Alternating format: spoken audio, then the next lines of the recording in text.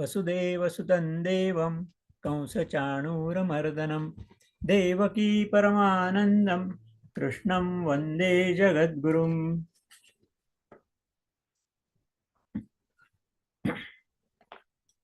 अर्जुन वर्णन करतोय अजून युद्ध का करत नाही याची वकिली तो मांडतोय. हळूहळू हळूहळू एक एक गोष्ट कृष्णाला समजून देतोय. तर चौथा श्लोक आहे, कथम भीष्महम संख्ये द्रोणम च मधुसूदन इशुभी प्रतियोत्स्यामी पूजार्हावरी सूदन. त्या ठिकाणी भीष्मांचा आणि द्रोणांचा उल्लेख करते. तर भीष्म म्हणजे एक तर सगळ्यांचे आजोबा ना, कौरव पांडवांचे सगळ्यात वयस्कर पण सगळ्यात श्रेष्ठ आणि ज्येष्ठ योद्धे. पांडवांकडे सहानुभूती आहे पण कौरवांच्या बाजूने उभे आहे, कारण हस्तिनापूरचं राज्य सांभाळणार असे प्रतिज्ञा केलेली म्हणून. आणि ह्यांना आजोबा आहेत, मग आजोबांना मारायचा हा विषय या ठिकाणी आलेला आहे. आणि दुसरे आहेत द्रोणाचार्य, ते तर गुरु आहेत, सगळं ज्ञान त्यांनी दिलंय आणि गुरुला देवपद दिलेलं आहे आपल्या इथे. हे सगळे एवढे मोठमोठे श्रेष्ठ ज्येष्ठ पूजार्हावर यांची पूजा करण्याकरता योग्य आहेत हे सगळे. म्हणे ह्यांना तू मारायला सांगतेस मला, असं त्याला म्हणायचंय. हे दोघेही पूज्य आहेत, ह्यांना मी कसं काय मारू बाणाने, असं अर्जुन म्हणते. आणि या ठिकाणी दोन मधुसूदन हा शब्द वापरलाय आणि अरिसूदन हा शब्द वापरलाय श्रीकृष्णा करता. दोन्ही शब्द महत्वाचे आहेत. श्रीकृष्णाने दैत्यांचा वध केलेला आहे. मधु हा नावाचं दैत्य होतं, त्याचा वध केलाय. असे दैत्यांचा वध केलाय आणि अरिसूदन म्हणजे शत्रूंचा वध केलेला आहे. आणि त्या संदर्भात पुढे काय केलं, आता ते कंसाचा वध केला पण ते राज्य सगळं आजोबांना दिलं. त्याचे आजोबा त्यांना राज्य दिलं, ते स्वतः घेतलं नाही. कंसाचं राज्य होतं ते खरं आजोबांचंच होतं. एक कंसाला परंपरेतनं आलं होतं पण कंस नीट वागत नव्हता म्हणून त्याचा वध केला आणि राज्य म्हणजे आजोबांना किती श्रेय दिलं बघा, राज्य दिलं सगळं कृष्णाने, असं सांगतोय अर्जुन या निमित्ताने. आणि शत्रूंचा वध केलाय, अनेक शत्रूंचा वध केला त्यांनी, ते नीट वागत नव्हते ते. पण आता म्हणून हा अर्जुन या ठिकाणी म्हणते की अशा तू आजोबांचा वध केला आणि गुरूंच्या बद्दल एक घटना आहे, सांगितली असेल का नाही मला माहित नाही, पण श्रीकृष्णाचे गुरु म्हणजे सांदीपनी ऋषी. जेव्हा सगळं शिक्षण पूर्ण झालं श्रीकृष्णाच्या आश्रमातलं, तेव्हा आश्रम सोडताना गुरुदक्षिणा द्यायचा प्रश्न आला होता. त्या श्रीकृष्णाने विचारलं काय गुरुदक्षिणा देऊ. सांदीपनीने काय मागितले नाही, पण त्यांच्या पत्नी होत्या गुरुमाता, ते म्हणले त्याच्यात आधी काय झालं ते की सांदीपनींचा पुत्र एका दैत्याने पळवला होता. त्या सांदीपतीच्या पत्नीने म्हणजे गुरुमातेने सांगितलं की आमचा पुत्र पळवलेला आहे, तो आम्हाला परत आणून दे. मग कृष्णाने त्या दैत्याचा वध केला आणि तो पुत्र परत आणून दिला. या दोन्हीची आठवण अर्जुन करून देते बहुतेक याच्यात, की तू आजोबांना राज्य दिलं, गुरूंच्या मुलगा पळत आणून दिला आणि मला मात्र आजोबांना गुरूंना मारायला सांगतंय. असं तर्क या ठिकाणी अर्जुनाने या मांडलेला दिसतंय. आणि म्हणून म्हणतो हे पूजा करण्याकरता योग्य आहेत आणि त्यांना मी कसं मारायचं, हा अर्जुनाचा प्रश्न आहे. पुढच्या 5व्या श्लोकामध्ये अर्जुन म्हणतोय, गुरुन हत्वा हि महानुभावान श्रेयो भोक्तुम भैक्षमपीह लोके तत्वार्थ कामावस्तु गुरुनिहैव भुंजीय भोगान रुधिर प्रदिग्धान. आता यांना महानुभाव म्हणतोय, लक्षात घ्या. आणखीच हेच म्हणजे द्रोणाचार्य गुरु.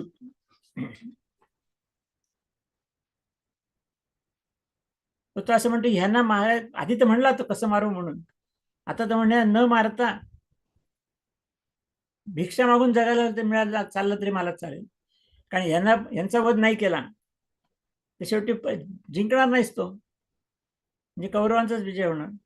म्हणून जिंकला नाही, राज्य तर मिळणार नाहीच, पण कौरव किती हाल करतील ते मागे आपण पाहिलेलं आतापर्यंत. सगळं खायचे देखील हाल होते, भिक्षा मागून जगायला लागत होतं. जेव्हा वनामध्ये गेले होते त्यावेळेस भिक्षा मागून जगत होते. तो अर्जुन म्हणतो की मला चालेल ते सुद्धा, गुरूंना मारण्यापेक्षा यांना गुरूंना आजोबांना न मारून मला जर भिक्षा मागून जगायचं असेल तर ते देखील माझ्या दृष्टीने कल्याणकारक आहे, असं तो म्हणतो.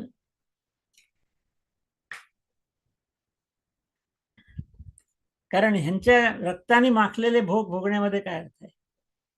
कारण नंतर जिंकला, ह्यांना मारून जिंकला तर राज्य मिळेल, राज्याचे सगळे भोग उपभोग करायला मिळतील, भोगायला मिळतील. पण ह्यांच्या रक्ताने माखलेले असे भोग माखून माझं कसं कल्याण होईल, असं अर्जुन या ठिकाणी म्हणतोय. आणि मग 6व्या श्लोकात पुढे तेच चालू आहे त्याचं आणखी. न चैतद्विद्मः कतरन्नो वरेयो यद्वा जमेव यदिवानो जयेयो यानेव हत्वा न जिजीविषामः ते अवस्थितः प्रमुखे धातराष्ट्राः. आता पुढे थोडीशी भूमिका बदलली बरं का या श्लोकामध्ये त्याची. तो म्हणतो की यद्वा जमेव यदिवानो जयेयो, म्हणजे आम्ही जिंकू किंवा जिंकणार नाही, किंवा ते जिंकतील, म्हणजे आम्ही जिंकू किंवा ते जिंकू. कारण अर्जुनाला त्यावेळेला माहित नव्हतं, आपल्याला माहिती काय घडलं नंतर. पण प्रत्यक्ष युद्ध प्रसंगी अर्जुनाला कल्पना होती युद्धाचा निर्णय काय लागणार ते, आणि काही लागू शकत होता. कारण सगळे ज्येष्ठ श्रेष्ठ रथी महारथी सगळे कौरवांकडे होते, त्यामुळे काही लागला असता. म्हणून अर्जुन या ठिकाणी म्हणतोच की युद्ध करणे आणि न करणे याच्यात चांगलं कुठलं आहे. आता जर शंका आली, इतका वेळ काय म्हणत होता मी युद्ध करणारच नाही, आणि त्याला सगळे त्याने वकिली केली, आपण ऐकले सगळे. भगवंताने काही उत्तर दिलेलं नाही. तेव्हा त्याला प्रश्न पडला की आपलं काहीतरी चुकलंय, आणि म्हणून तो आजच्या परिभाषेत तो बॅकफुटला आलाय आता इथे.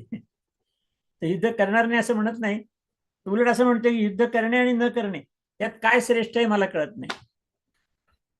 युद्ध करणे श्रेष्ठ आहे की युद्ध न करणे श्रेष्ठ आहे मला कळत नाही.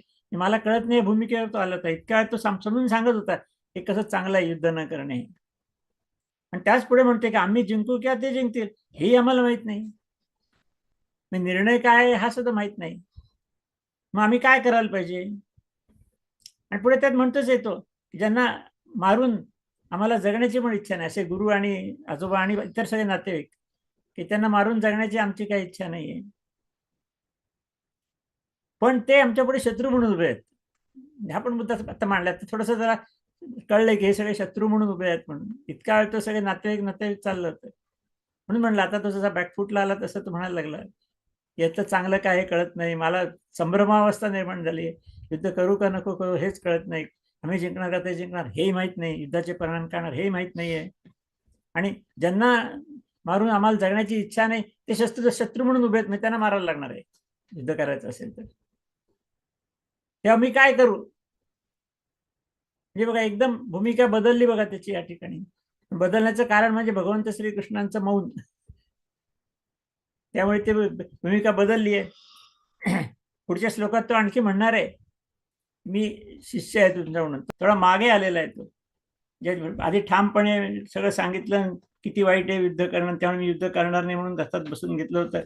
आता तो पुढे जसं म्हणतोय पुढच्या श्लोकात बघा, ते महत्वाचा मुद्दा आहे. कार्पण्य दोषोपहत स्वभाव पृच्छामि त्वां धर्म सम्मूढ चेता यच्छ्रेयः स्याम निश्चितम ब्रूहि तन्मे शिष्यस्तेहम शाधी माम त्वाम प्रपन्नम. तो म्हणजे का मी शिष्य आहे तुझा, शिष्य झालंय. आणि आधी भूमिका निर्णय घेण्याची होती की मी नाही करत युद्ध म्हणून, आता म्हणतो नाही मला काही कळत नाही म्हणतो. की कार्पण्य दोषोपहत स्वभाव म्हणजे करुणा निर्माण झाली ना सगळ्या नातेवाईकांना बघून की त्यांना कसं काय मारायचं, आणि त्यामुळे त्याचा स्वभाव जो होता तो नष्ट झालेला आहे असं तो म्हणतोय. स्वभाव म्हणजे काय, स्वभाव, स्वतःचं जे काय करण्याची वृत्ती नेहमी असते, भाव असं त्याला स्वभाव म्हणतो आपण. आपण नेहमी अशा पद्धतीने वागतो म्हणतो माझा स्वभाव आहे. तसं ह्याचा स्वभाव काय आता योद्धा होता, कारण स्वभाव काय आता युद्ध करणे हा योद्धा होता, स्वभाव होता त्याचा. आणि तो त्या करुणा केल्यामुळे काय झालं की तो नाहीसा झाला स्वभाव त्याचा.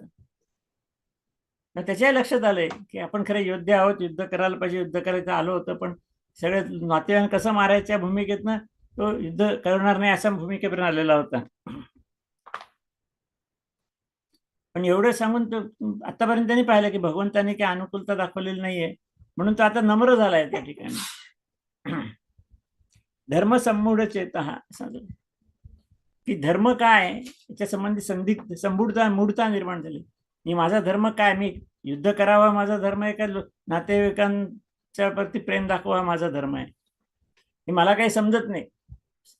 असं त्याचं मानसिकता झाली. असे तो कृष्णाला स्वतः सांगतोय की तू विचारतोय, मी घेतलं मी काय करू, पृच्छामी म्हणजे तो विचारतोय मी युद्ध करू का नको करू.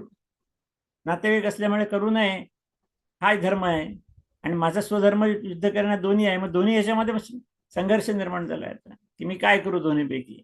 असं तर कृष्णाला विचारतंय. यत श्रेय स्यान निश्चितम, त्याला म्हणतो की हे तू आता निश्चित मला सांग. आता त्यांनी श्रेय शब्द वापरले. हे दोन जरा शब्द खास, श्रेय आणि प्रेय हे दोन शब्द अध्यात्मातले महत्वाचे जरा. श्रेय म्हणजे काय तर सत्ता, संपत्ती, मान, संसारातल्या सगळ्या गोष्टी हव्याशा वाटणं म्हणजे प्रेय आहे.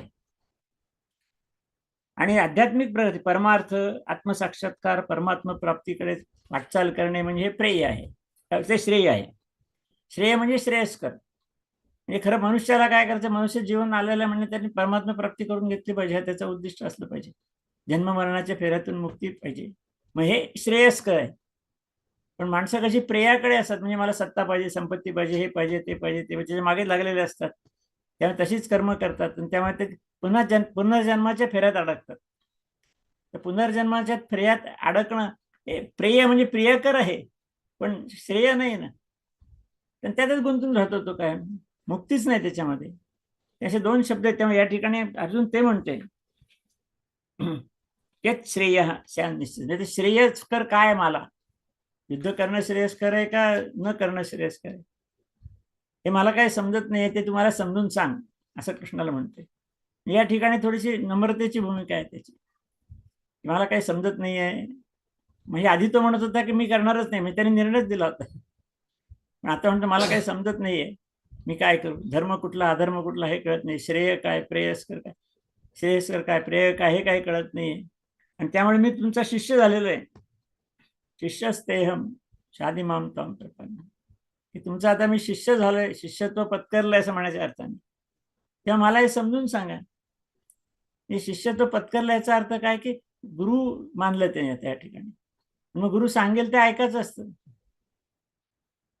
त्या भूमिकेत तो आलाय की कृष्ण जे सांगेल ते मी ऐकायला तयार आहे, अशी भूमिका तो या ठिकाणी म्हणतोय. म्हणून मी तुमचा शिष्य झालेला आहे, तर तुम्ही मलाही समजून सांगा श्रेयस्कर काय माझ्या समोर जे आहे ते.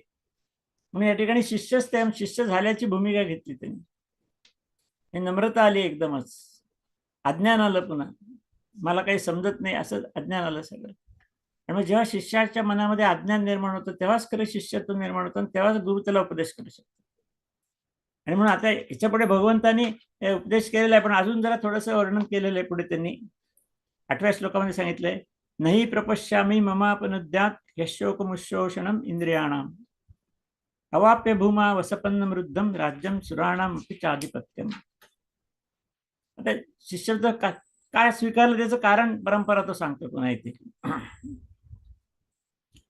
की पृथ्वीचं सगळं राज्य मिळालं, शत्रू रहित म्हणजे अजात शत्रू असं राज्य मिळालंच नाही. या युद्धातनं त्याला तेच मिळणार होतं ना.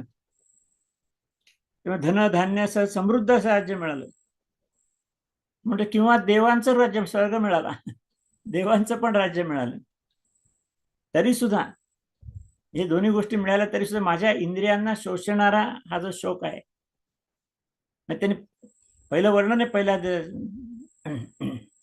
हे सगळं शरीर गळून गेलं होतं, धनुष्य गळून पडलं होतं वगैरे वगैरे, हे वर्णन आपण ऐकलेलं आहे.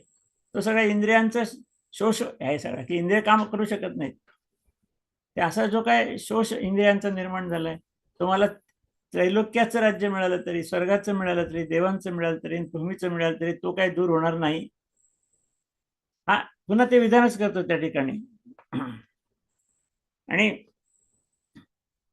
त्यामुळे मी काय करावं, आता जो शोष निर्माण झालेला आहे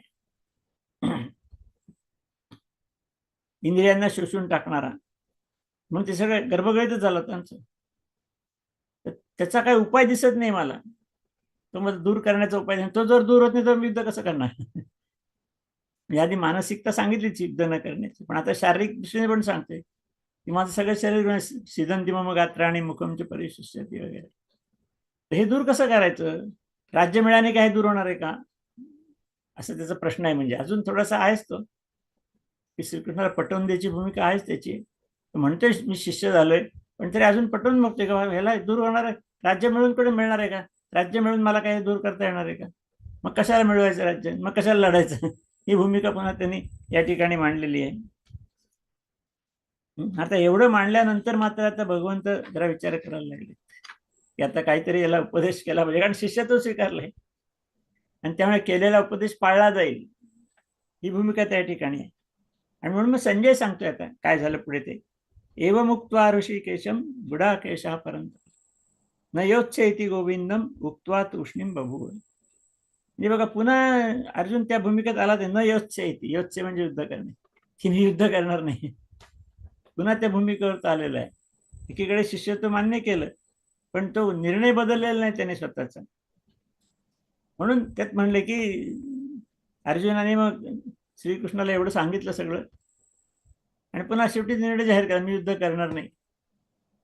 आणि खरं म्हणजे हा निर्णय जाहीर केल्यामुळे पुढे गीता सांगायची पडेल. नाही समजा इथं म्हणलं असते का त्याचं ठीक आहे, तुम्ही सांगा मला आणि तुमच्या म्हणण्याप्रमाणे युद्ध करतो, तर मग गीता सांगायचं काय प्रश्न आलाच नसता. त्याने पुन्हा इथं सांगितलं मी युद्ध करणार नाही, आणि तो गप्प बसला. तर बोला तुम्हाला काय बोलायचं ते. आणि मग आता भगवंत म्हणतायत तम उवाच ऋषिकेशः प्रहसन्निव भारत सेनयोरुभयोर्मध्ये विषीदंतम इदम वचः. भगवान म्हणाले बरं का, आता बोलले प्रहसन्निवचित भारत, प्रसन्नतेने म्हणाले, म्हणजे त्यांच्या चेहऱ्यावर हास्य आहे. अजून इकडे गर्भगळीत झालेला आहे, युद्ध करणार नाही म्हणतोय, रडतोच आहे, म्हणजे आपण पाहिलं अश्रू डोळे भरलेले त्याचे, आणि भगवंत हसतायत. त्यांना आश्चर्य, त्यांना म्हणते की काय तुझ्या कशी काय अवस्था झाली, तुला सांगून तू युद्ध करायला तयार नाही, कसं काय होणार पुढे सगळं, म्हणून ते जरा म्हणून प्रसन्न चित्ताने मग ते भगवंत त्याला म्हणतात तम उवाच, भगवंत म्हणतात त्याला. आणि कुठे सेनयोरू भयर मध्ये, दोन्ही सैन्याच्या मध्ये, ते आता टाकलं, त्याला काही फार मोठा अर्थ याच्यातला भाग नाही, कारण रथ दोन्ही सैन्याच्या मध्ये उभा होताच, तिथेचा संवाद चाललेला होता. म्हणून या श्लोकात पुन्हा म्हणलंय, हे संजय म्हणाला अर्थात की दोन्ही सैन्याच्या मध्ये उभे असलेल्या त्या रथावर विषाद पुन्हा नाशलेल्या अर्जुनाला भगवंत म्हणाले, एवढाच त्या श्लोकाचा अर्थ आहे. आणि काय म्हणाले आता इथनं लक्षात घ्यायचं आपण, की पुढे सगळे विवेचन आहे, सगळं सगळं तत्वज्ञान आहे. आता कथाभाग संपला, आता पुढे काही घडत नाहीये. 11व्या अध्यायात फक्त विश्वरूप दर्शन दाखवलं, हा थोडासा भाग आलाय, पण बाकी सगळ्या याच्यात सगळ्या भगवद्गीतेमध्ये तत्वज्ञान सांगितलं, आणि त्या संदर्भातली चर्चा, प्रश्नोत्तर आहेत सगळे, अर्जुन काय विचारते, भगवंत सांगतायत, आणि हे सगळं तत्वज्ञान महत्वाचं आहे. म्हणजे आतापर्यंत फक्त प्रसंगाचं वर्णन झालं सगळं, अजून काही तत्वज्ञान सांगितलेलं नाही भगवंताने. पण 11व्या श्लोकापासून ते मात्र तत्वज्ञान सांगतायत. तसं पाहायला गेलं तर खरं म्हणजे 11व्या श्लोकापासूनच गीतेची सुरुवात असं म्हणता येईल. पहिली सगळी पार्श्वभूमी त्याची.